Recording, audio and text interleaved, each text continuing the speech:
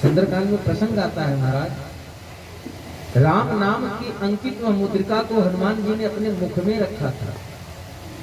अर्थात उन्होंने अंगूठी को मुंह में नहीं डाला था, उन्होंने अपनी जिह्वा पर राम नाम स्थापित कर लिया था और हृदय में राम जी को विराजमान कर लिया था। तब कहीं जाकर के यह परम कार्य हनुमान जी ने किया था महाराज। आज यही सब चर्चा होगी आपके बीच में। आइए सर्वप्रथम हम सभी लोग मंगलाचरण के माध्यम से अपनी मनसा वाचा कर्मणा तीनों को एक साथ एकीकृत करके संगठित करके श्री राम जी के चरणों में चलते हैं और कहेंगे क्या, सीताराम जय सीताराम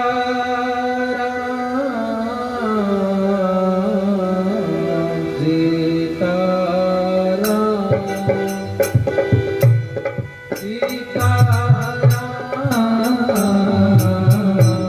सीताराम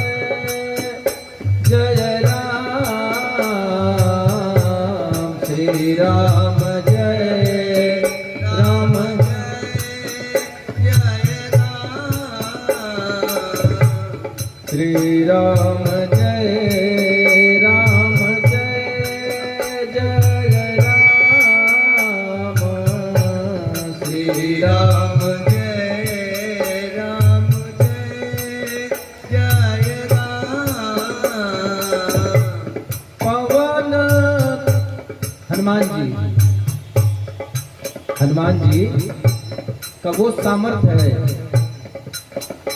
हनुमान जी के अंदर वो सामर्थ्य है महाराज कि वो जीवन में छोटा बन करके सूक्ष्म रूप लेकर के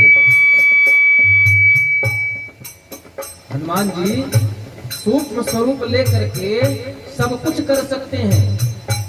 और वो कैसे कर पाए हनुमान जी? हनुमान जी कैसे कर पाए? हाँ,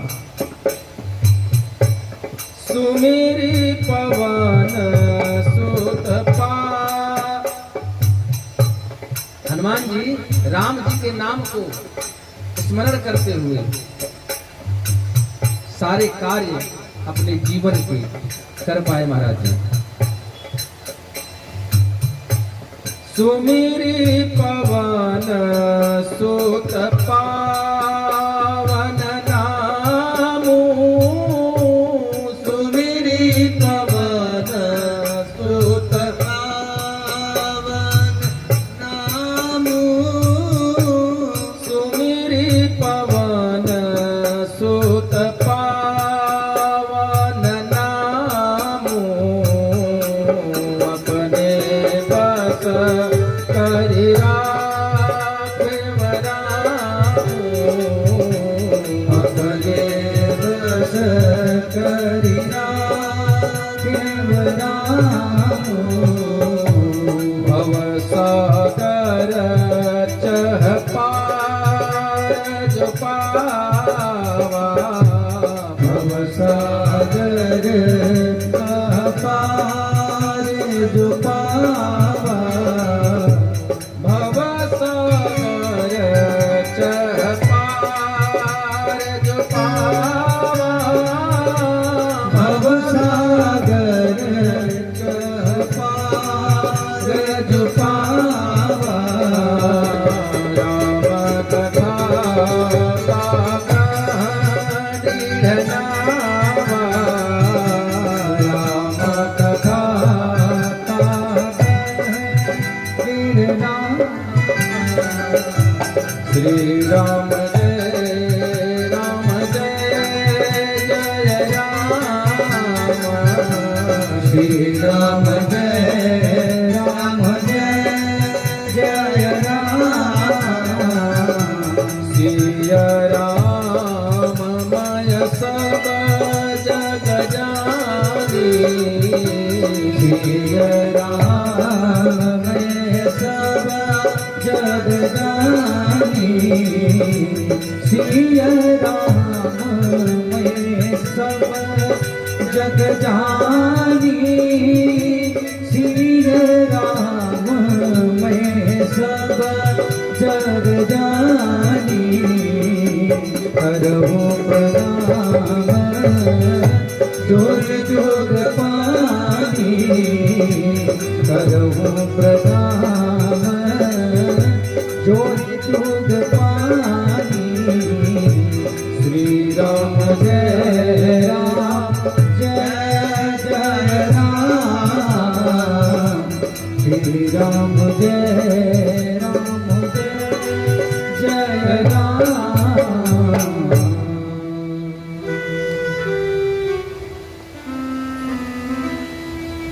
बोल श्यावर रामचंद्र की जय, पवन सुत हनुमान जी महाराज की जय, उमापति महादेव की जय, जय जय श्री सीताराम, जय जय श्री राजा राम। श्रेष्ठ श्रोताबंधु एवं आए हुए भक्त भगवत श्री चरण कमल अनुरागी आप सभी भक्तों का एक बार पुनः श्री नागेश्वर रामलीला समिति के तत्वाधान में चल रही सप्त दिवसीय राम कथा ज्ञान यज्ञ को के मध्य में आज प्रवेश मेला के शुभ समय में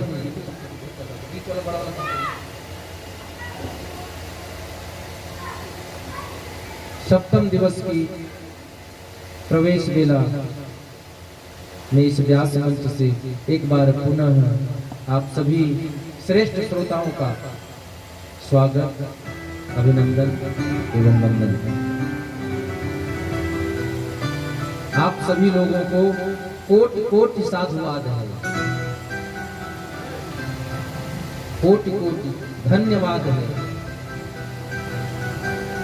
क्योंकि आप सभी के पुण्यों का उदय होने के फल स्वरूप ही आदिदेव महादेव के प्रांगण में बैठ करके यह सुंदर कथा का गायन श्रवण करने का परम सौभाग्य हमको भी प्राप्त हुआ है।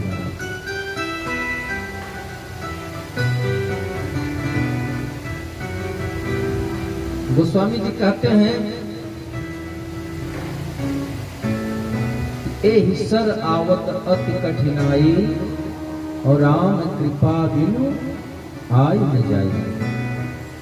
यहाँ वही आता है, कौन? जिसको हमारे राम जी बुलाते हैं, हमारे ठाकुर जी बुलाते हैं, जिन पर बड़ी अनुकंपा होती है सरकार की, वही सरकार के दरबार तक पहुंचते हैं महाराज, अन्यथा कोई आ नहीं पाता। जब नारद जी जैसे महान संत को माया घेर सकती है, दक्ष प्रजापति जैसे देव को अहंकार आ सकता है, रावण जैसे प्रकांड विद्वान को अहंकार हो सकता है, तो हम सभी भक्तों को क्यों नहीं? हम तो साधारण मनुष्य हैं महाराज, ना हमारे पास उतना ज्ञान है, ना उतना तप बल है, ना उतना विवेक है। पूज्यपाद गुरुदेव भगवान कहा करते थे कि विवेक शून्य मनुष्य का जीवन कैसा है, जो राम भक्ति से परे है उसका जीवन कैसा है। तीन पशु बिनु पूछ विशाल, वो बगैर सिंह पूछ का जानवर है महाराज। अगर आप विवेक शून्य हो गए, अगर आप ज्ञान शून्य हो गए, अगर आप भक्ति शून्य हो गए, और ये तीनों चीजों का उदय कहां से होता है? बिनु बिनु सत्संग विवेक न होई, बिनु सत्संग विवेक न होई, बिनु सत्संग विवेक न होई, बिनु सत्संग विवेक न होई, बिनु सत्संग विवेक न होई, बिनु सत्संग नहीं होगा महाराज, न होई, राम कृपा बिनु सुलभ न सोई, राम कृपा बिनु सुलभ न सोई, बड़े भाग मानुष तन पावा, बड़े भाग मानुष तन पावा, सुर दुर्लभ सतग्रंथन गावा, सुर दुर्लभ सतग्रंथन गावा, सुर दुर्लभ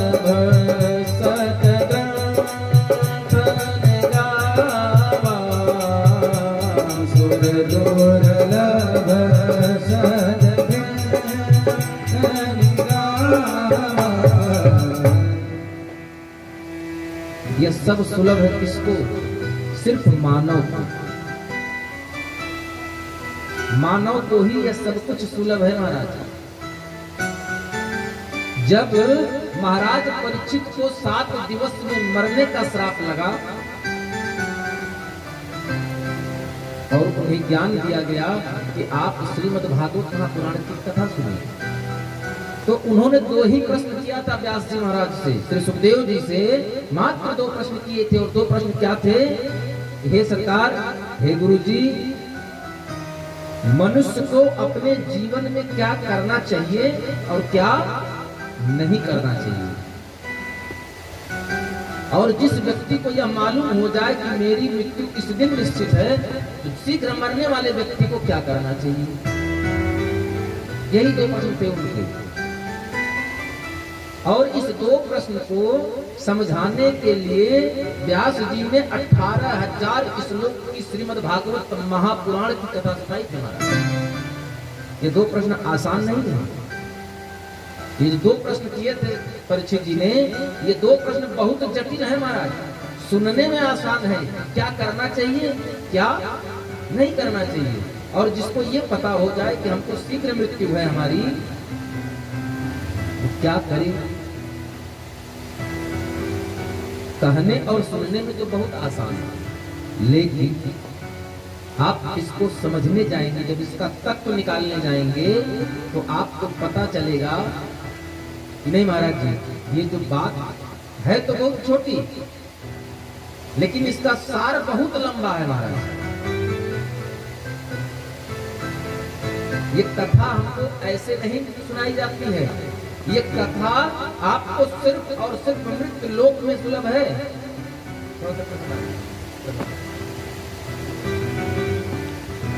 स्वर्ग में सुलभ नहीं है, दुर्लभ है महाराज। जब परीक्षित जी महाराज को यह कथा सुनाई जा रही थी, तो इंद्र आदि देवता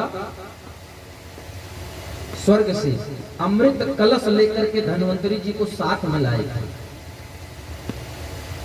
और श्री सुखदेव जी से हाथ जोड़ करके अनुनय भी नहीं किया महाराज, गिड़गिड़ाए हैं, भिक्षाटन किया है कि हे गुरुदेव, यह अमृत का कलश हम परीक्षित जी को दे रहे हैं, लेकिन ये भागवत महापुराण की कथा का गान आप हमें कर दीजिए, ये कथा हमें सुना दीजिए।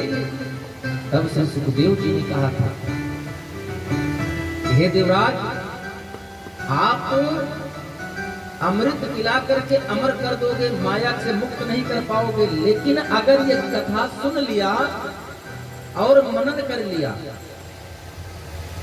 तो पुनरपि जन्मम पुनरपि मरणम, पुनरागमन के चक्कर से मुक्त हो जाएगा महाराज। और गोस्वामी जी ने वही बात बहुत साफ छोटी सी एक चौपाई में लिख दिया और सरलतम ढंग से लिख दिया कि हमें आपको समझने में आसानी हो जाए। क्या लिख दिया? बिनु सत्संग विवेक न होए, और राम कृपा बिनु सुलभ न सोई। बिना विवेक के महाराज कुछ होना नहीं है, और विवेक मिले कहाँ था? सत्संग में मिलेगा। सत्संग कहाँ मिलेगा? जब भगवान की कृपा होगी महाराज, और मनुष्यों के ऊपर, इस मृत्युलोक में रहने वाले समस्त जीवों पर भगवान की अनंत कृपा महाराज बरस रही है। करुणा की बरसात दिन रात 4 पहर 64 घड़ी अनवरत बरस रही है कृपा। ये दुर्भाग्य हमारा आपका है कि उस कृपा में नहा नहीं पा रहे हैं। आप विचार करिए कि नवंबर 2014 रात को 8:30 बजे हमारे देश हिंदुस्तान के प्रधानमंत्री माननीय मोदी जी ने एक घोषणा कर दिया कि आज से 500 और 1000 की नोट बंद। महाराज पूरे देश में चित्कार मच गया था, हाहाकार मच गया। आप विचार करिए कि जिस प्रधानमंत्री ने ऐसे पता नहीं कितने राष्ट्रपति और प्रधानमंत्री को बनाया होगा, पता नहीं कितने राजे महाराजे पैदा कर दिए होंगे, अगर उस सरकार ने सिर्फ 10 मिनट के लिए एक घोषणा कर दे कि आज रात को 12 बजे से 12:10 तक प्राणवायु बंद, तो आप विचार करिए क्या अस्तित्व है हमारा आपका? कोई अस्तित्व नहीं है महाराज। और आप कहते हैं परमात्मा की कृपा होती तो हमारा लड़का पीएचडी कर लिया होता। अरे अगर उसकी कृपा नहीं होती तो आपका लड़का हाई स्कूल नहीं पास कर पाता महाराज। तो बगैर उसकी कृपा के हम आप कुछ कर नहीं सकते। हम आप जो भी हैं, तेरी मर्जी का मैं हूं गुलाम, मेरे अलबेले राम, जो है उन्हीं का दिया हुआ है।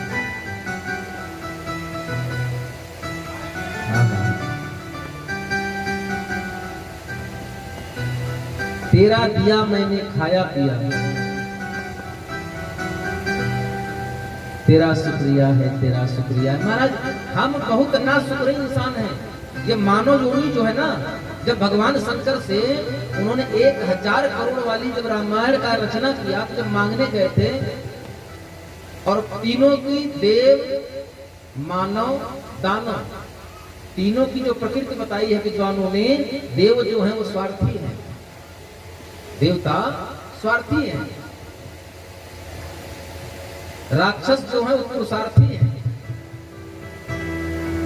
और हम क्या हैं? हम सिर्फ और सिर्फ लालची। मनुष्य जो है वो सिर्फ अपने लालच में परेशान है। बच्चे को छींक आई नहीं, काली मैया के मंदिर अगर पहुंच गई तो काली मैया अगर हमारे लड़का का छींक ठीक हो जाएगी तो आपको हम नरियल चुनरी चढ़ाएंगे। अगर एक दिन बीता नहीं ठीक हुआ, दोहाई हनुमान जी, आपको चोला चढ़ाएंगे। नहीं ठीक हुआ, दोहाई शंकर जी, अगर ठीक हो गया तो रुद्राभिषेक करा लेंगे। जितने लोगों का नाम याद आता जाएगा सबके पास फरियाद लेकर पहुंचेंगे। पहुंचना आपको एक ही जगह है महाराज, सिर्फ एक जगह, रास्ते अलग अलग, रास्ते अपनी जगह नहीं है, मंजिल अपनी जगह स्थिर है, उसको हिला नहीं सकता कोई, वो अडिग है। चारबाग स्टेशन आपको जाना है तो चारबाग अपनी जगह पर ही रहेगा। आप चाहे निषादगंज होकर जाइए, चाहे लोहिया पथ होकर जाइए, चाहे अर्जुनगंज से घूम कर आइए, चाहे आलमबाग से घूम कर आइए, जहां से भी चलेंगे जाना आपको कहाँ है? Charbagh railway station. सारे रास्ते आपको ला करके चारबाग स्टेशन पर ही पहुंचाएंगे। अब यह देखना है कि हमारे लिए कौन सा आसान है। तो हमारे लिए हमारे विद्वत समाज कहते हैं, स्वयं भगवान शंकर ने कहा, हरि व्यापत सर्वत्र समाना, हरि व्यापत सर्वत्र समाना, हरि व्यापत सर्वत्र समाना, हरि व्यापत सर्वत्र समाना, प्रेम के प्रगट होई मैं जाना, प्रेम के प्रगट होई मैं जाना, प्रेम के प्रगट होई मैं जाना, प्रेम के प्रगट होई मैं जाना। हरि व्यापक सर्वत्र समाना, समान जगहों से समान स्वरूप में सभी जीवों में हर जगह ऐसा कोई इस धरती पर कोई पदार्थ नहीं है, कोई वस्तु नहीं है, कोई जीव नहीं है जिसमें हमारे परमात्मा का स्वरूप ना हो। एक बार एक संत थे, आत्मज्ञानी संत थे, परम तत्व ज्ञाता संत थे। वो नित्य प्रति गंगा स्नान पर जाया करते थे। तो राजा के यहाँ राज दरबार में राज नर्तकी आई हुई नई। तो राजा ने उसको बाहर एक सुंदर महल दे दिया और वो वहां रहने लगी। रोज शाम को राज दरबार में जाती और अपनी कला का प्रदर्शन करती। साधु महात्मा रोज वहां से गुजरते। जब सुबह ब्रह्म मुहूर्त में गंगा जी स्नान करते, शंकर जी को जल चढ़ाते और जब वहां से लौटते तब तक सूर्योदय हो जाता था। और वह नर्तकी स्नान करके अपने महल की बालकनी में खड़ी हो जाती थी, अटारी पर खड़ी होकर के अपने बाल बनाया करती थी, श्रृंगार किया करती थी। और उसको उस श्रृंगार करने के उस समय की छवि को देखने के लिए उसकी बालकनी के नीचे सैकड़ों की भीड़ जमा हो जाती थी। एक दिन महात्मा के मन में विचार आया, महाराज आखिर ऐसी कौन सी चीज है जिसको देखने के लिए दरबार का सेनापति आके लाइन लगा के खड़ा है। बड़े बड़े सेठ महाजन देखने के लिए लालायित होकर खड़े हैं, आखिर ऐसी क्या वस्तु है। तो संत महाराज ने क्या किया, जब दूसरे दिन गंगा स्नान करके आए तो उस दिन जल्दी ही स्नान करके वापस आए। और जब वापस आए तो उन्होंने जानते क्या किया, सबसे आगे पंक्ति में खड़े हो गए और उसी बालकनी की तरफ देखने लगे। देखते देखते काफी समय हो गया, खिड़की खुली, अब एक के पीछे एक आकर जमा होने लगी। सबने देखा, संत महापुरुष ने भी देखा, दर्शन किया, लेकिन पूरी भीड़ चली गई, बाबा जी नहीं गए महाराज। और एक तक देखते रहे। बहुत देर बाद जब खिड़की बंद हो गई तो बाबा भी चले गए। यह क्रिया उनकी चली 5 दिन।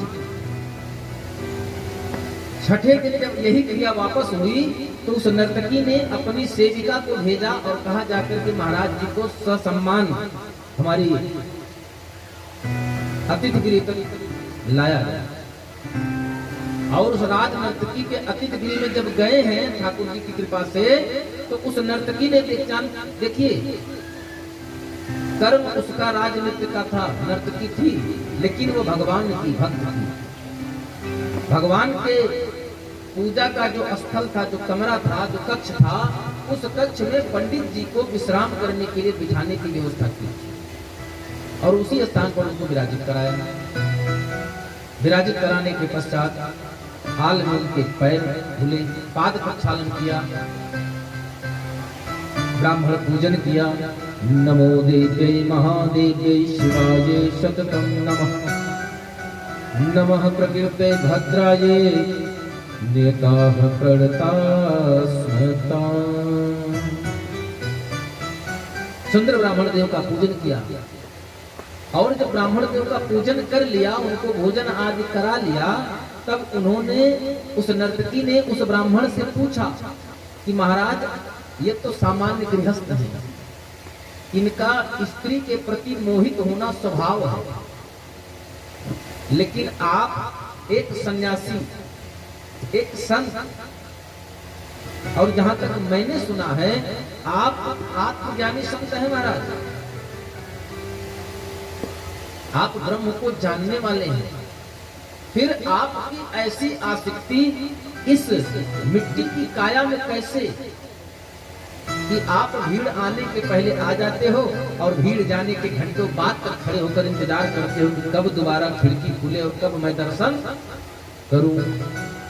तो पंडित जी ने कहा नहीं नर्तकी, ये आपका भ्रम है कि मैं आपको देख रहा था। तो नर्तकी ने कहा वाह पंडित जी, जब पकड़े गए तो बता रहे कि आप मुझे नहीं देख रहे थे, तो मेरी बालकनी में देख क्या रहे थे।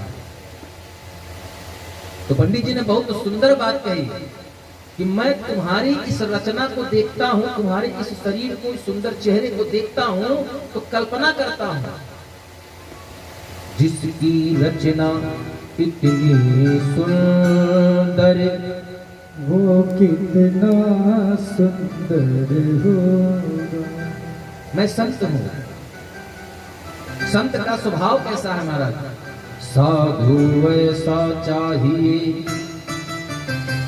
जैसा सोप स्वभाव, सार सार को कही रखे अखोठा दे बाजार। साधु का स्वभाव कैसा होना चाहिए? जैसे आपने देखा होगा गांव में माताएं जब धान होता है ना, धान को सूप में लेकर उसको साफ करती हैं, तो जिस धान के अंदर चावल नहीं होता है वो उड़ जाता है महाराज, और जिसमें चावल होता है वो सूप में ही रह जाता है। तो साधु का स्वभाव ऐसा ही होना चाहिए। कैसा? सारे सार को कहे गहो थोथा दे।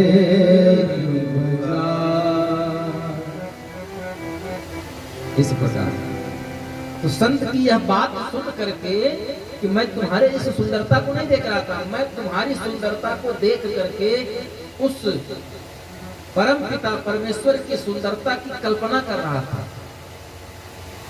तो क्या निष्कर्ष निकला आपकी कल्पना का बाबा जी? मेरी कल्पना का निष्कर्ष यही निकला कि वो मेरी कल्पना के परे है। मैं उसकी सुंदरता का, उसके स्वरूप की कल्पना भी नहीं कर पा रहा। यही मैं पिछले 5 दिन से देख रहा हूं। ये साधु का स्वभाव। और उस नर्तकी को 2 क्षण का ये जो सत्संग मिला, उस सत्संग का प्रभाव ये हुआ महाराज, उस नर्तकी ने नृत्य करना छोड़ दिया, राजा का महल छोड़ दिया और बाबा जी की शिष्या बन गई, दीक्षा ले लिया और संत हो गई।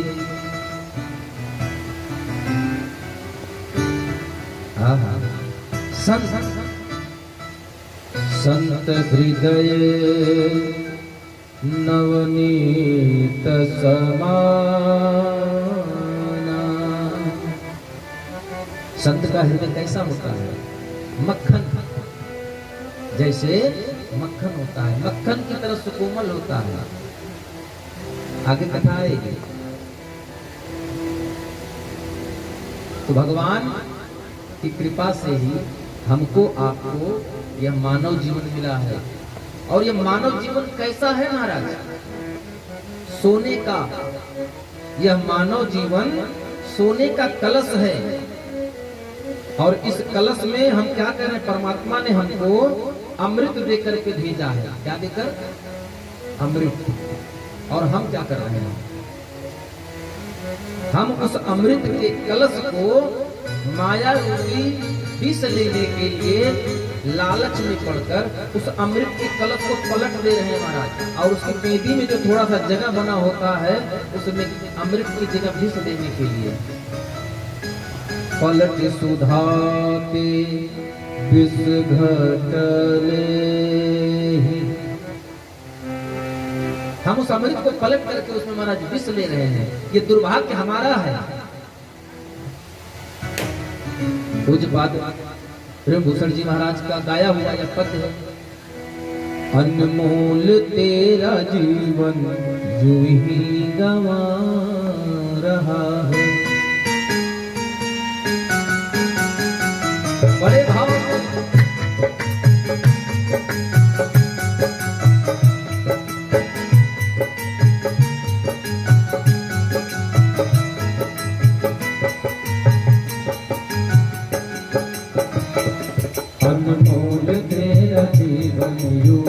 गंवा रहा है, अनमोल तेरा जीवन जो ही गंवा रहा है।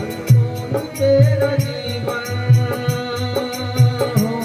किस और तेरी मंजिल है, किस और तेरी मंजिल किस और जाना है। अनमोल तेरा जीवन यूं ही गंवा रहा है, अनमोल तेरा जीवन यूं ही गंवा रहा है।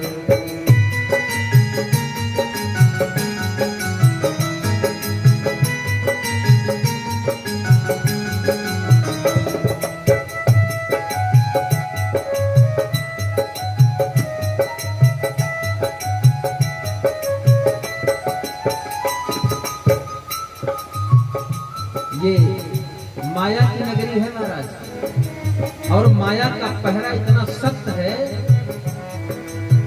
काजल की कोठरी में कैसहू सयान हो जाए, एक लीख काजल की लगती जरूर है महाराज, तो माया ने किसी को छोड़ा नहीं है।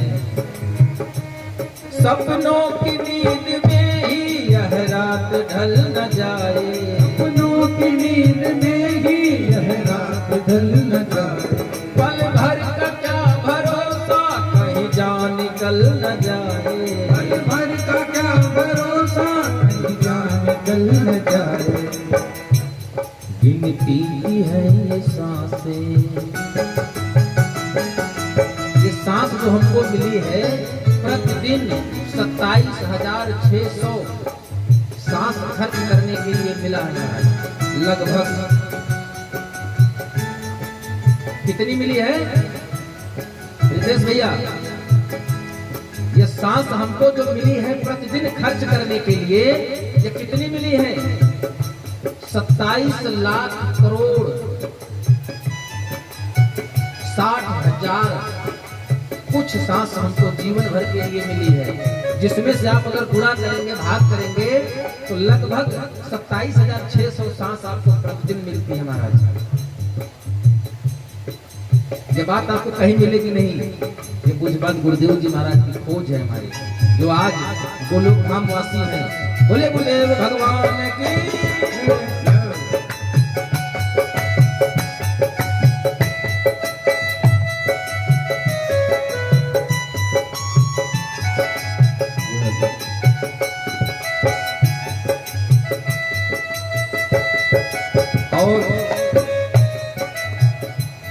गिनती की है ये सांसें जो ही लुटा रहा है, गिनती की है ये सांसें जो ही लुटा रहा है। इस ओर तेरी मंजिल है,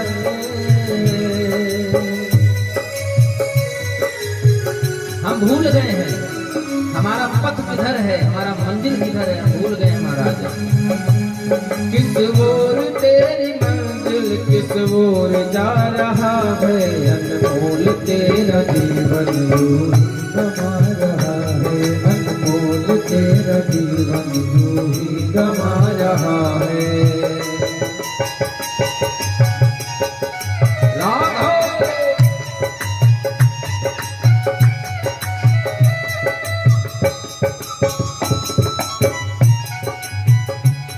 जाएगा जब यहाँ से कोई न साथ देगा, आएगा जब यहाँ से कोई न साथ देगा। लोग कहते हैं कि खाली हाथ आए थे और खाली हाथ जाएंगे, लेकिन मैं हमारे पूज्यपाद गुरुदेव की कही हुई वह बात आपके बीच में रखता हूँ। किस्मत लेकर आए थे और कर्म लेकर जाएंगे, न खाली हाथ आए थे और न खाली हाथ जाएंगे। जाएगा जब यहाँ से कोई न साथ देगा, आएगा जब यहाँ से कोई न साथ देगा। इस हाथ जो लिया है उस हाथ जाके देगा, इस हाथ जो लिया है उस हाथ जाके देगा। कर्मों की है ये खेती, कर्मों की है ये खेती, फल आज पा रहा है। कर्मों की है ये खेती, फल आज पा रहा है। किस ओर तेरी मंजिल है, किस ओर तेरी मंजिल, किस ओर जा रहा है, अनमोल बिता रहा है।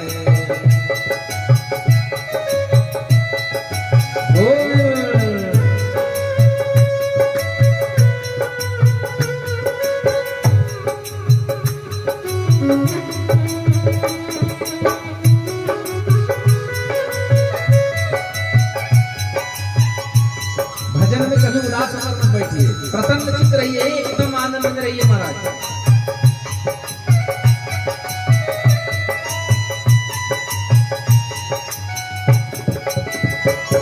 ममता के बंधनों ने क्यों आज तुझको घेरा,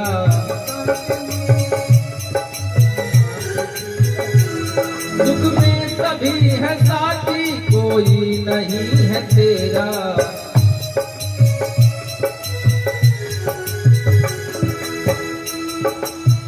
सुख के सब साथी दुख में ना कोई सच्चा साथी आपका नहीं है महाराज। अगर कोई सच्चा साथी है, सच्चा प्रीत है, सच्चा आपका यार है, दोस्त है, कुछ भी है, तो सिर्फ सरकार है, भगवान है, इनसे प्रेम करिए। सुख में सभी है साथी, दुख में नहीं है कोई।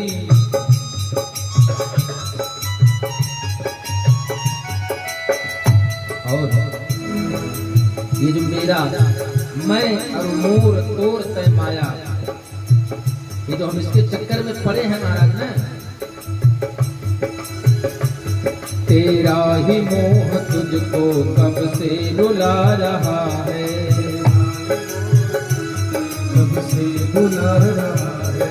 किस ओर तेरी मंजिल है, किस ओर तेरी मंजिल, किस ओर जा रहा है। अनमोल तेरा जीवन यूं ही गमा रहा है, अनमोल तेरा जीवन यूं ही गमा रहा है।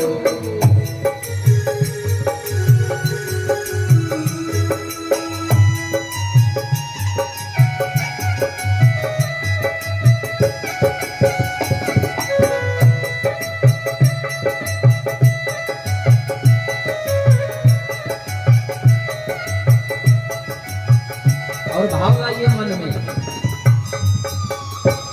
मनुष्य जीवन में व्यथा कब तक है? हमारे जीवन में व्यथा कब तक है? जीवन में व्यथा तब तक है जब तक जीवन में कथा नहीं है। जिस दिन जीवन में कथा आ जाएगी महाराज, मैंने पहले दिन कहा था, कथा पांडाल के अंदर कितने लोग बैठते हैं ये जरूरी नहीं है।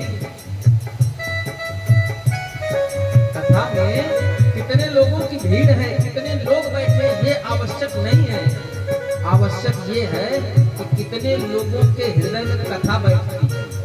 और एक बार अगर हृदय में कथा बैठ गई, जब तक है भेद मन में भगवान से जुदा हो, जब तक है भेद मन में भगवान से जुदा हो। खोलो जो दिल का दर्पण, इस घर में ही खुदा है। खोलोगे दिल का दर्पण, इस घर में ही खुदा है। तो स्वामी जी भी कहते हैं, ईश्वर अंश जीव अविनाशी सबके अंदर है।